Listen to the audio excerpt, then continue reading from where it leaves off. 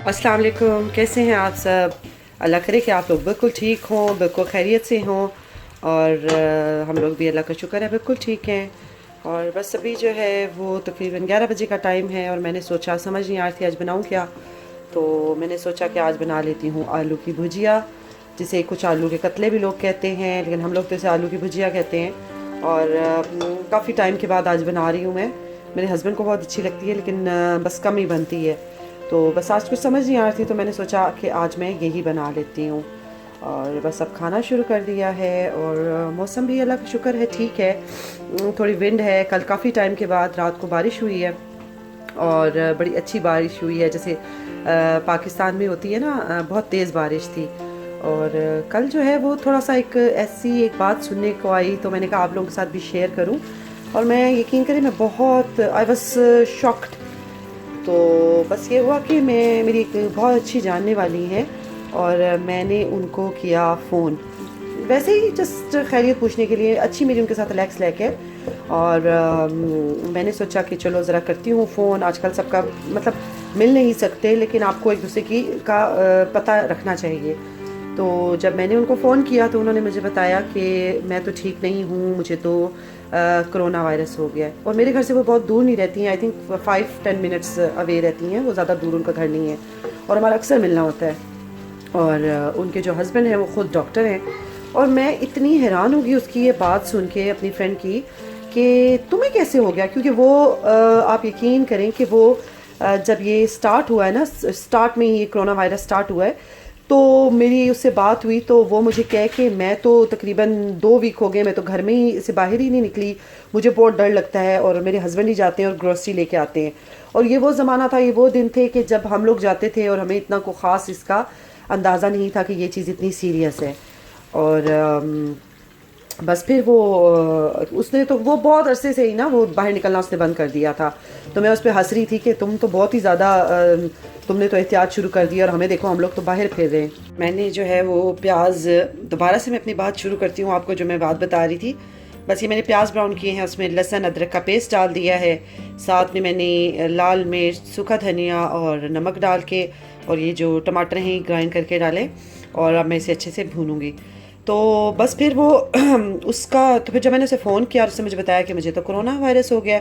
और मैं बड़ी ही हैरान हुई। मैंने कहा तुम तो बाहर भी नहीं जाती थी और तुम इतना एहतियात कर रही थी, तो तुम्हें कैसे हो गया? मतलब तुम तो शॉपिंग पे भी नहीं जाती थी, तुम्हारे हस्बैंड ही जा रहे हैं। और मैंने आप लोगों को बताया कि उसके हस्बैंड डॉक्टर हैं, और वो भी कुछ ऐसे से छुट्टी पे थे, क्योंकि उन लोगों ने पाकिस्तान जाना था और उन्होंने छुट्टी ऑलरेडी बुक करवाई हुई थी। लेकिन ज़ाहिर है ये ऐसे सर्कमस्टांसिस हो गए, वो पाकिस्तान नहीं जा सके, लेकिन ज़ाहिर है उनको अपनी छुट्टी तो अवेल करनी थी। खैर वो फिर उसने मुझे बताया कि बस आपको ये पूरी स्टोरी सुनाने का सिर्फ ये मकसद है कि आप देखें कि एक बंदा इतने अरसे से एहतियात कर रहा है, लेकिन छोटी सी उसने ये बेहतियाती की कि उसने कहा कि मेरा एक स्कैन आ गया। और वो मुझे काफ़ी टाइम से, मैं उस स्कैन का वेट कर रही थी, और वो स्कैन आया। क्योंकि यहाँ पे जो है ना, वो स्कैन की डेट अगर हॉस्पिटल से लेनी हो तो वो बहुत टाइम के बाद मिलती है। तो उसने कहा कि मेरा स्कैन आया, और मैंने ये सोचा कि नहीं, ये मिस ना हो जाए, और फिर पता नहीं कब ये डेट मिले, तो मुझे जाके करवाना चाहिए। और मेरी उससे बात हुई है तकरीबन 2 वीक्स पहले, जब ये बच्चों को हॉलीडेज स्टार्ट होगी थी।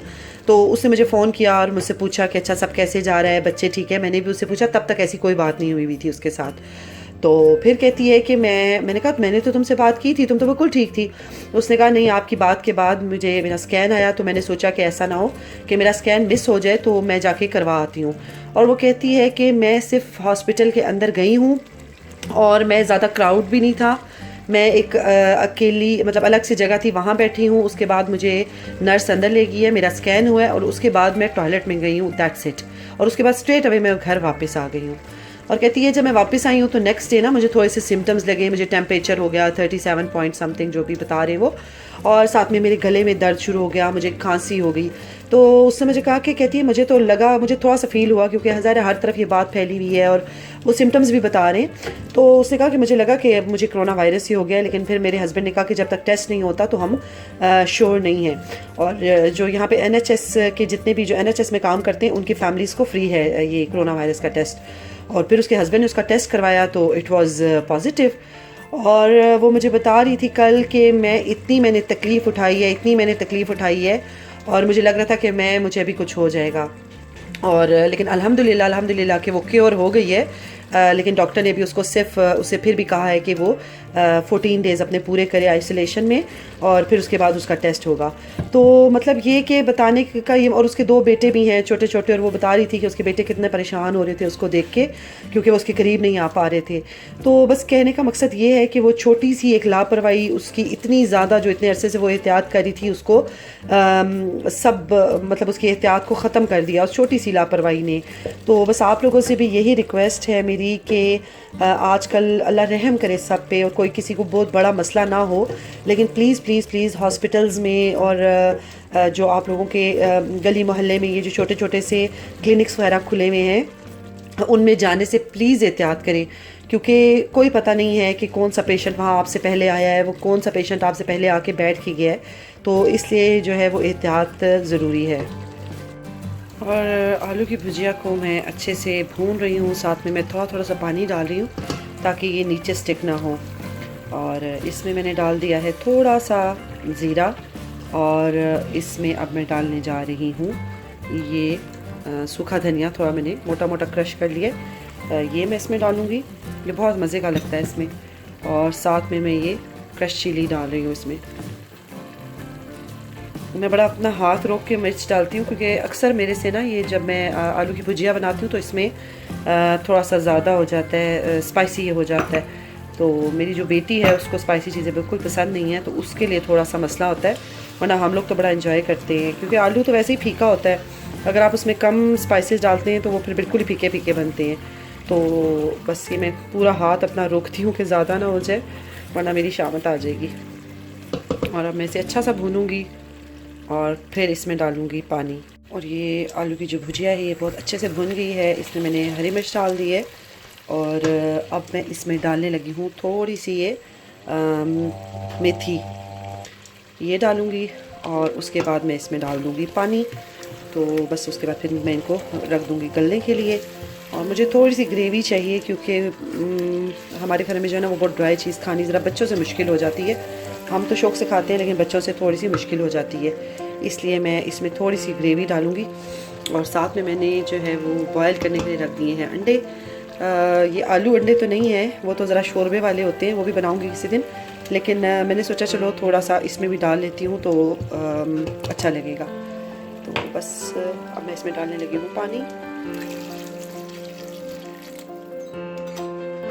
और फिर आपको इसकी दिखाती हूँ फाइनल लुक। ये हो गई है जी हमारी आलू की भुजिया रेडी। आलू की भुजिया तो इसे नहीं कहना चाहिए, क्योंकि आलू की भुजिया तो थोड़ी ड्राई होती है। इसमें थोड़ी सी शोरबा नहीं है, ग्रेवी है इसमें। लेकिन ये है कि बस क्या करें, हमारे बच्चे जो है ना वो नहीं खाते बहुत भुनी भुनी चीज़, तो वो खाते हैं हल्की सी ग्रेवी वाली। वैसे भी रोटी के साथ इजी हो जाता है खाना, इसलिए इसमें मैंने थोड़ी सी ग्रेवी ज़्यादा रखी है। और बहुत ड्राई से रोटी खाना उनके लिए थोड़ा मुश्किल हो जाता है। साथ में मैंने अंडे डाल दिए हैं, धनिया डाला है, और थोड़ा सा मैंने गरम मसाला डाल दिया है। और ये बस अब मेरी तैयार हो गया है। इसके साथ अब मैं थोड़ा सा बनाऊंगी रायता, और बनाऊंगी सैलड बना के, और बस अभी फिर हम लोग खाना खाएंगे। खाने वगैरह से फारिग हुए और कुछ काम किए, क्योंकि आज मेरे छोटे बेटे को थोड़ी एलर्जी हो गई थी। वो गार्डन में फिरता रहा तो उसके फेस पे ना थोड़ी जैसे रैशेस सी होती हैं, और वो तो मैं सोच रही थी कि पता नहीं ये मीज़ल्स हैं या फिर ये क्या है, हीट रैश हैं या क्या है। तो वो फिर बस डॉक्टर से टाइम लिया, क्योंकि सर्जरीज जो हैं यहाँ पे बंद है आजकल, डॉक्टर सर्जरी। तो बस फिर डॉक्टर ने मुझे की वीडियो कॉल, और वीडियो कॉल करके फिर उसने इसको थॉरली चेकअप इसका किया, और उसने कहा कि इसको ये सिर्फ एक एलर्जी सी है, तो इसको आप कोई एंटी एलर्जी दे दें। तो बस सारा टाइम उसमें निकल गया, डॉक्टर के फ़ोन का इंतज़ार, फिर बस बच्चों को चुप कराना कि आराम से बैठ जाओ ताकि आराम से बात हो सके डॉक्टर के साथ। तो बस फिर खाना वाना खाया, काम शाम किया। तो ये अभी बेटा कह रहा था मुझे केक खाना है, तो मेरे पास टाइम नहीं था इतना ज़्यादा, क्योंकि आज का दिन काफ़ी बिजी गया। तो मैंने सोचा कि चलो मग केक मैं बनाती हूँ और उसकी क्रेविंग को मैं करती हूँ ख़त्म, क्योंकि मेरे पास टाइम नहीं था कि मैं फुल केक बेक करूँ। और मेरे बच्चों को मैंने पहले भी बताया कि चॉकलेट मेरे बेटे को बहुत पसंद है, और वो बहुत शौक़ से खाता है चॉकलेट केक और चॉकलेट्स वगैरह। तो चॉकलेट्स तो घर में पड़ी नहीं थी, लेकिन उसका दिल था कि वो केक खाए। तो मैंने कहा चलो मग केक ट्राई करती हूँ। और ये मैंने बनाया है, 2 बनाए थे, और एक जो है वो मैंने थोड़ा सा खाया है, अच्छा बन गया।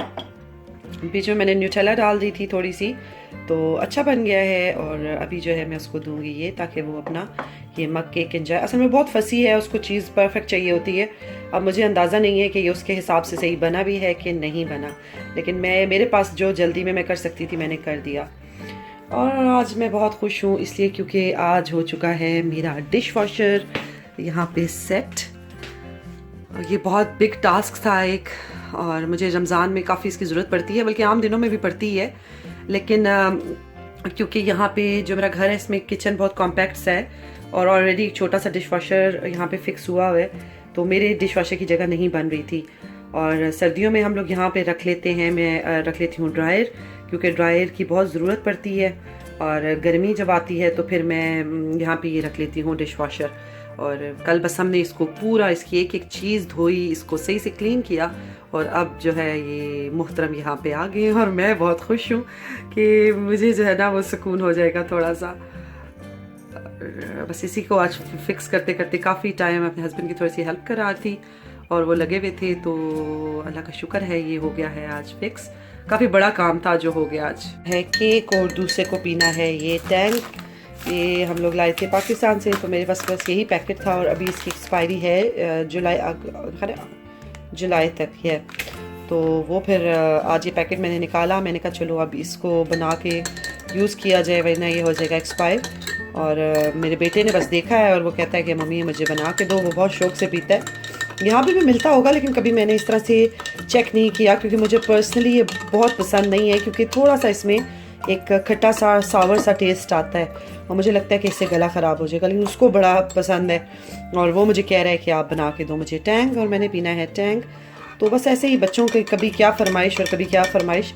इस बेचारे का मैं पैकेट देख के और हंस रही थी कि ये क्या हाल हो गया, पता नहीं फूड कलर शायद, जो और मैंने चीज़ें ग्रोसरी की ली थी कुछ पाकिस्तान से, तो ये शायद फूड कलर लग गया है ग्रीन कलर का या क्या, तो बड़ा गंदा सा पैकेट लग रहा है। तो खैर आप लोग सुनाएं। आजकल तो मुझे लगता है सबके ही घरों में ज़ोरों शोर से सफाइयाँ चल रही होंगी और रमज़ान की तैयारियाँ हो रही होंगी। तो बस अल्हम्दुलिल्लाह अब तो रमज़ान भी कुछ ही टाइम रह गया, और इंशाल्लाह रमज़ान भी आ जाएगा। और हमारी मेरे ख्याल है ये रवायत सी है कि रमज़ान आने से पहले हम लोग ज़रूर दिल की तसल्ली के लिए सफाइयाँ करते हैं, क्योंकि ज़ाहिर है एक सीज़न जा रहा होता है और दूसरा सीज़न आ रहा होता है, तो कपड़े रखने और फिर घर को दोबारा से डीप क्लीन करना।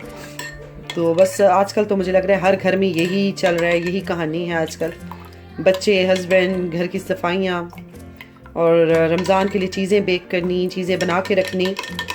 और मैंने भी अभी कुछ चीज़ें बनाई हैं, लेकिन अभी स्टिल कुछ काम रहता है। लेकिन वही बात है कि बाकी कामों के साथ इतना टाइम ही नहीं मिलता कि रमज़ान की तैयारी की जाए। लेकिन इंशाल्लाह मैं सोच रही हूँ कि आज मैं माश की दाल वगैरह भिगो के रखूँ, और कल मैं बनाऊँ दही भल्ले। तो अगर बनाए तो आप लोगों के साथ ज़रूर शेयर करूँगी।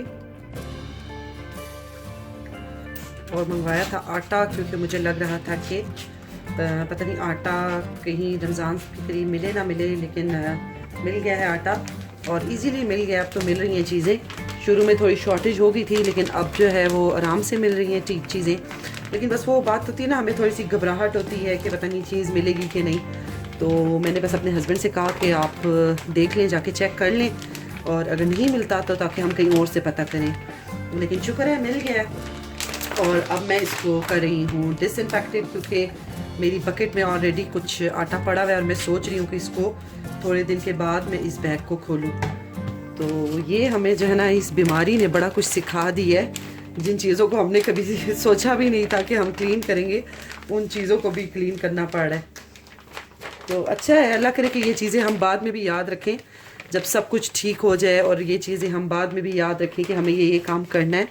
तो अच्छी बात है, सेहत का ख्याल रखना और अपनी हाइजीन का ख्याल रखना तो बहुत अच्छी बात है।